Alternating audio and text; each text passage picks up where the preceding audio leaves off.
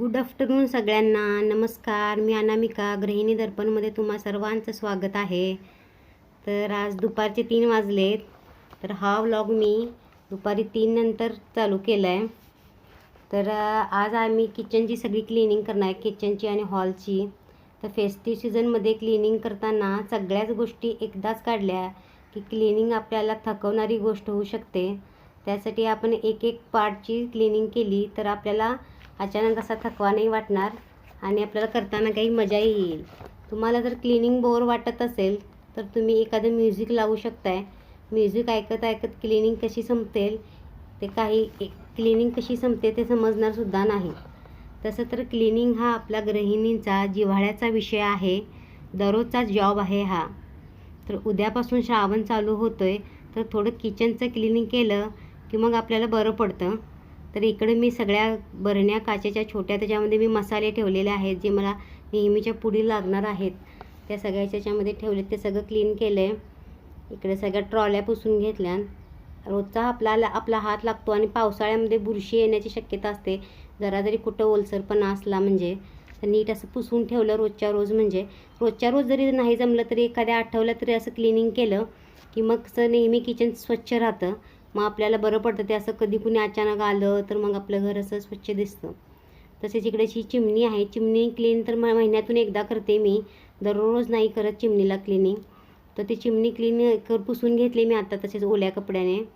आणि इकडं सगळे आपले पिठाचे डबे वगैरे आहेत, ते सगळे नेहमी हात लागतो आपला, ते सगळे साफसफाई करून घेतले. सगळे ठेवताना खाली कधी कधी पीठ सांडतं तर ते असं पुसून घेतलं की मग छान वाटतं आपल्याला, तिथं घाण नाही दिसत. तसेच इकडे जे मसाले वगैरे राहिले, जे सामान आणलेलं होतं ते सगळं व्यवस्थित भरून सगळं क्लीन करून घेतलं. किचन सगळं पुसून घेतलं आहे.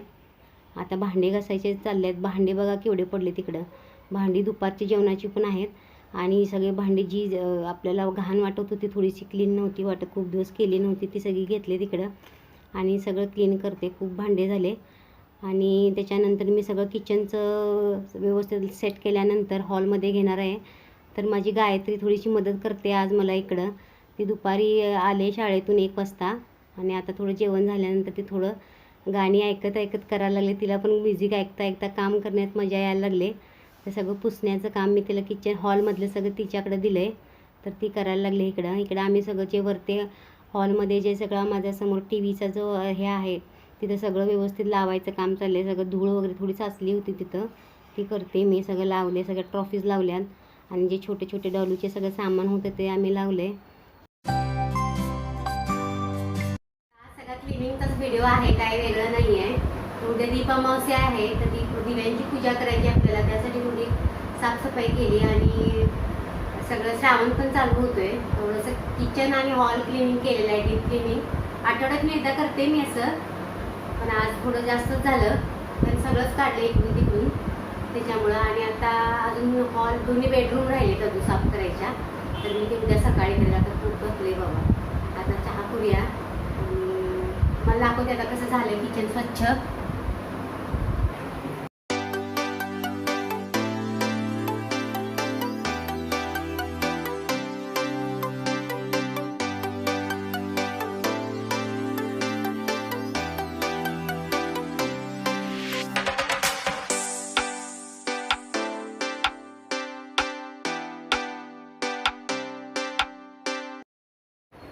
तर आता खूप थकले आहे मी आणि आता स्वयंपाक करायचा आहे.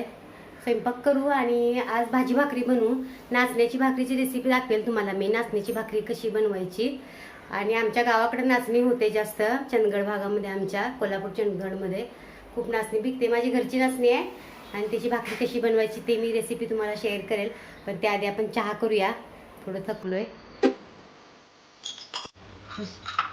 शिरा बनवलाय मी मुलांना दुपारी खायला, त्यातलं थोडं उरलंय तर आता मी खाईन.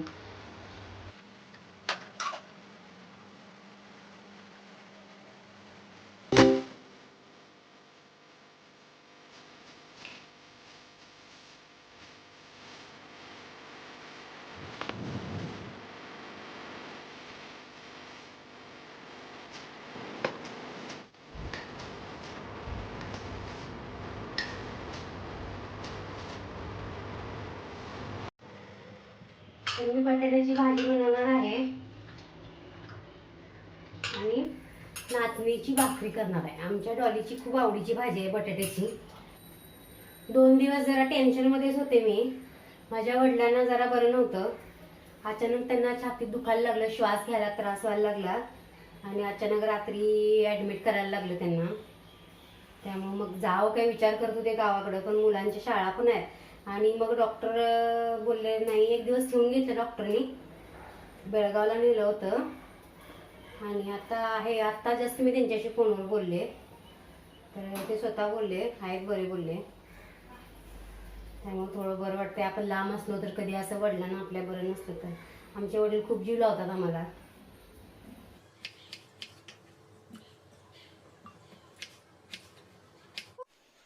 भाजीसाठी इकडे तेल ठेवलंय गरम करायला मी, आणि आपण कांदा फोडणीला घालूया.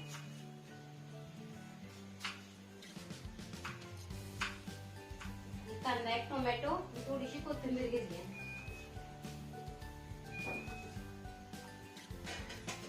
इकडे मी थोडं जिरं मोहरी घालते. मोहरी घालते थोडी, थोडंसं जिरं.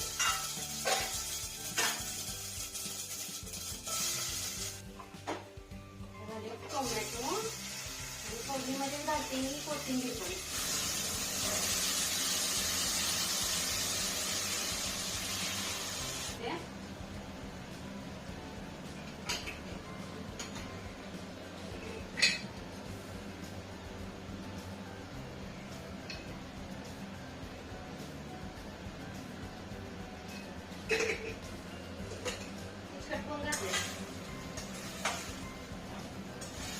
थोडंसं असं मसाला तेलामध्ये परतून घ्यायचे, म्हणजे छान होतात बटाटे तरी. गरम पाणी घालायचं म्हणजे लगेच होते.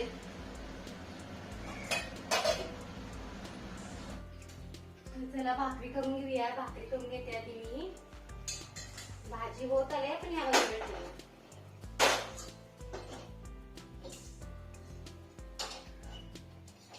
नाचणीच्या पिठाची भाकरी कशी करायची ते दाखवते तुम्हाला मी. आधी मी या तव्यामध्ये पाणी गरम करून घेणार आहे.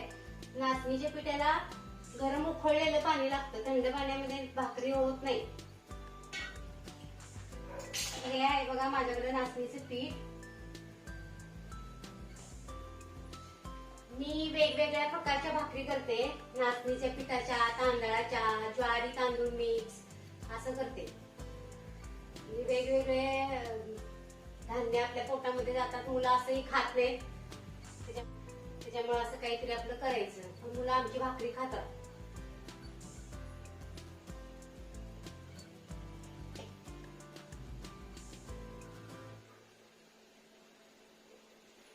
पाणी उकळलंय, घालायचं. नाचणीची भाकरी शुगरसाठी पण चांगली असते. माझ्या वडिलांना शुगर आहे, त्यामुळे नाचणीची भाकरी खातात ते, तांदळाची भाकरी नाही खात. शुगरच्या लोकांसाठी खूप चांगली भाकरी आहे ही. खूप कॅल्शियम पण मिळते याच्यातून. गरम आहे, छान चिकट झालं पाहिजे की.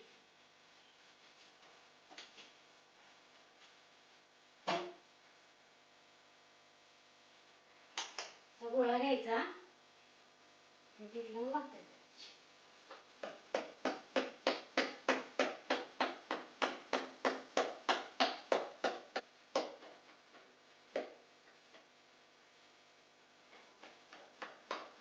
चुलीवरच्या या भाकरी खूप छान लागतात. पण आता आपण शहरात राहतो तर चुलीवर कुठल्या भाकरी. तर छान तवा गरम करून घ्यायचा. तवा नाचणीच्या भाकरीला चांगला गरम लागतो. गॅस फुलच ठेवायचा, अशी भाकरी टाकायची. लगेच पाणी नाही लावायचं. थोडासा तांदळाच्या भाकरीसारखं लगेच त्याला नाही लावायचं पाणी. ते 2-4 सेकंड थांबायचं, मग लावायचं पाणी.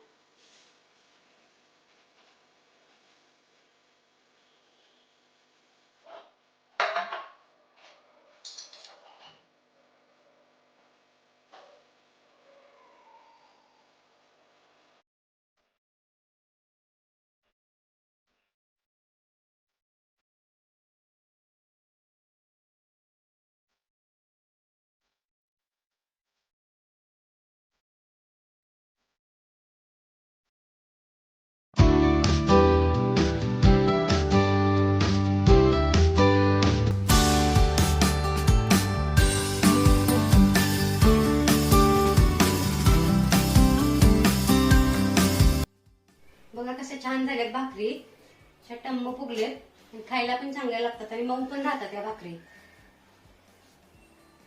तुम्ही अशी नाचणीची भाकरी करा, नक्की ट्राय करा ही भाकरी. रात्रीचे 9 वाजत आलेत, आमचं जेवण झालेलं आहे. आता आवरायचं सगळं. उद्या आहे अमावस्या, त्यामुळे उद्या दीप अमावस्याची सगळी तयारी करायची आहे. साहेब काय अजून आलेले नाहीयेत. आता ना तुम्हाला हा ब्लॉग कसा वाटला ते नक्की सांगा. आवडल्यास लाईक, शेअर आणि सबस्क्राईब करा. भेटूया आपण नेक्स्ट ब्लॉग मध्ये. तुम्ही असेच माझे ब्लॉग बघत राहा आणि मला सपोर्ट करत राहा. थँक्यू. बाय.